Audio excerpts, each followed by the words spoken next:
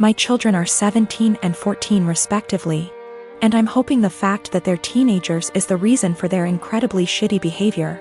My husband, before he met me, had a wife and a newborn baby that passed away in Canada due to hazardous road conditions that resulted in a 4-car smash-up.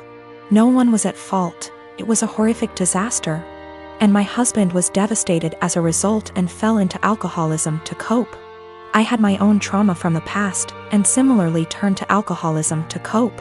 It was at an AA meeting where we met, 20 years ago almost to the day now. And we slowly started to heal together here in the US. I have always been incredibly respectful of my husband's last wife and child. I like to joke that I'm keeping her seat warm until my husband enters heaven. I've had too much loss and hurt in my life to feel jealousy like this. And I am so damaged that I just feel lucky that I got to actually feel love in this world, and that my husband could open his beautiful heart to me. We had 2 children, 2 sons. We'd never told them about my husband's wife or baby, because it's a part of my husband's life that he keeps under lock and key. He has never healed from his grief, and therapy etc. has helped him only to a degree. My mother-in-law told the kids this Sunday gone, as she decided it was time for them to know. She didn't consult us before telling them, and certainly didn't do it in our presence. Since then my sons have been making the most disgusting dead baby jokes. They've been prodding their dad asking why we'd never told them. And instead of approaching the topic with respect, they're acting like we've kept a secret affair family from them or something. My 14Y//0 went on to say to me in private, thank goodness, not in front of his father, that he was glad my husband's previous family was dead. I broke and yelled at him, and told him it was the most disgusting thing I'd ever heard him say. I asked where his anger was coming from, and he burst forth that we were shitty parents for keeping secrets. He told me that it made so much sense why we were abnormal, why we don't drink, why we are so boring and quiet, why my husband is panicky around roads, etc. The 2 are pretty heartbroken, and I feel like we have just destroyed a part of our children's lives as a result of us staying quiet. I am hurting, my husband is grieving all over again, and I don't know how to proceed. I have and will always reiterate to our kids that they are loved, but this behavior seems so overreactive for the news.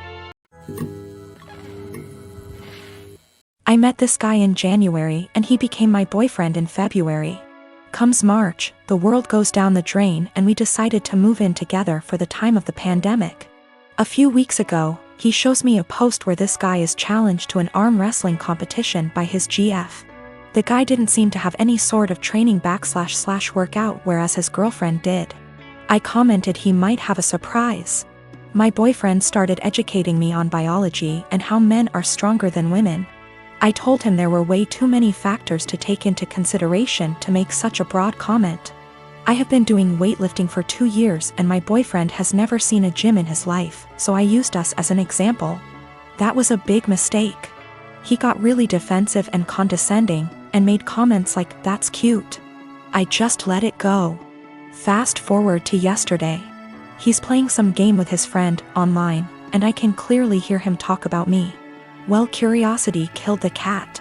At first it's all pretty and my ego is bursting, but then he says I'm delusional because I think I'm stronger than him.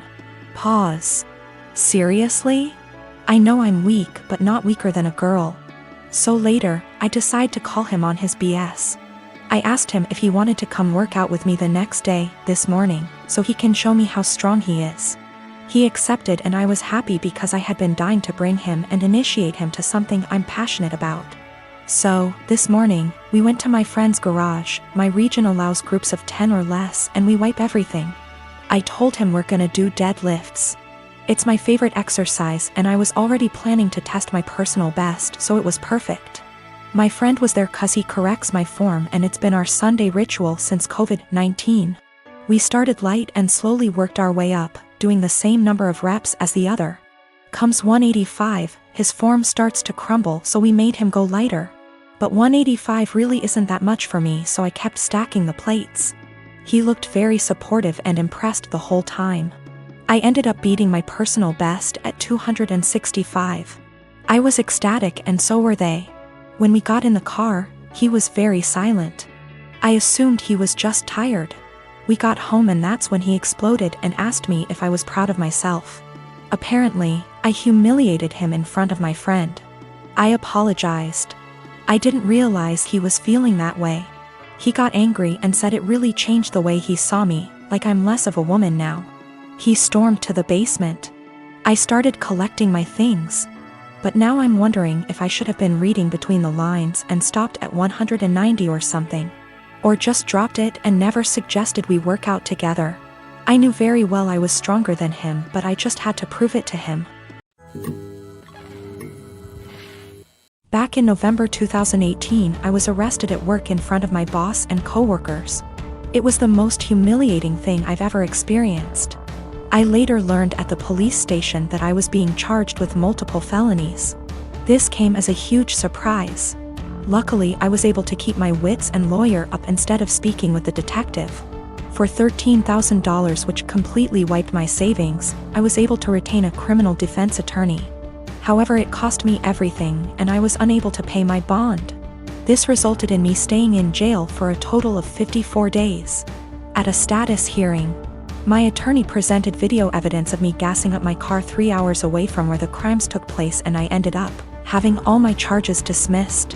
When I finally got out, I learned that I had lost my job, was in the process of being evicted, and my son was in the state's care. His mother is a heroin addict, and I haven't spoken to my own parents in nearly 15 years. They wouldn't let him go to my girlfriend because they didn't consider her family. Since my release, I've learned that I can't sue the police, and no one gives a shit that I was locked up for 54 days because the detective did poor investigation work. I've gone to the local press about this and was told that what happened to me happens quite a bit. They took down my info but never followed up. So what I did was create a website sharing my story. I also uploaded the police report and some other documents from the discovery. Literally, the only reason why I was arrested was because an eyewitness said they saw me. If the detective had done his job, he could have verified that I wasn't even in town on the day the crimes took place. This is what pisses me off the most. My life was ruined because of a lazy employee. My website is now ranked number 2 on the first page of search results when you type in my town's name. I live in a touristy town, and we attract a lot of visitors over the summer. My web traffic has more than quadrupled, and apparently it's gotten someone high up's attention. I received a cease and desist letter recently, which I showed to my attorney. He said sharing my experience online isn't illegal and that everything I had stated was a fact or my own opinion, protecting me from a defamation lawsuit. Yesterday, I received a visit from 2 officers and the detective who had arrested me. He apologized, stating mistakes can happen. They then talked to me about my website and asked if I could remove it. I said I would delete it on the condition that the detective leave his job and never do police work again. Suffice to say that isn't happening. After the visit I received, I'm more pissed off that the only reason the detective apologized to me was to get me to take down my website. I don't plan to, and the only one supporting this is my girlfriend. My friends think I'm being spiteful and have suggested that I just delete it. This goes back 3 years when my mom and her girlfriend got engaged.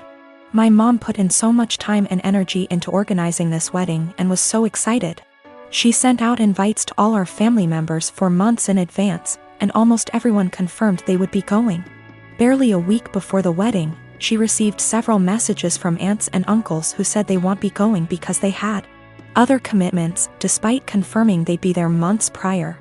One of my aunts, my grandma's sister, confronted my mom and said many weren't going because they still didn't agree with the fact that she was marrying a woman, including herself, because it went against her Christian views.